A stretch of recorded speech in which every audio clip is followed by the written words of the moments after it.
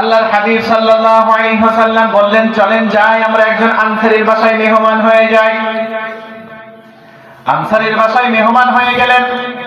আনসারী সাহাবীর স্ত্রী এই দামি দামি মেহমান দেখে যার পরনাই খুশি হয়ে গেলেন। তিনি বললেন, আল্লাহ, আপনি আমার বাসায় আজকে যে মেহমান কবুল করেছেন, এত দামি মেহমান পৃথিবীতে আর কেউ পাবে না।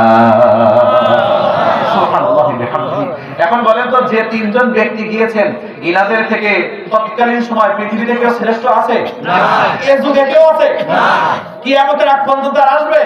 না। সব নবীদের মর্যাদা আছে না নাই? আছে। এখন বলেন তো, সব নবীদের মধ্যে সেরা কে? হযরত মুহাম্মদ রাসূলুল্লাহ সাল্লাল্লাহু আলাইহি ওয়াসাল্লাম। তিনি হলেন সাইয়্যিদুল মুরসালিন, নবীদেরও নেতা, নবীদেরও ইমাম। প্রত্যেকটা নবীদের মর্যাদা আছে, কিন্তু সবথেকে বেশি মর্যাদা যার, তিনি হলেন মুহাম্মদ সাল্লাল্লাহু আলাইহি ওয়াসাল্লাম। এখন বলেন তো, প্রত্যেকটা সাহাবীদের মর্যাদা আছে না নাই? আছে। অল্প না বেশি? সব সাহাবীদের মধ্যে মর্যাদা যার বেশি, তার নাম কি? আবু বকর সিদ্দিক রাদিয়াল্লাহু আনহু।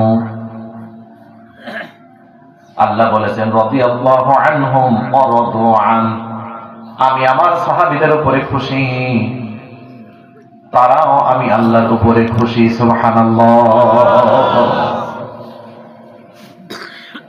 এখন মর্যাদার দিক থেকে আরো আরেকজন আছেন, ওমর রাদিয়াল্লাহু আনহু, দ্বিতীয় খলিফা। ঠিক না ঠিক?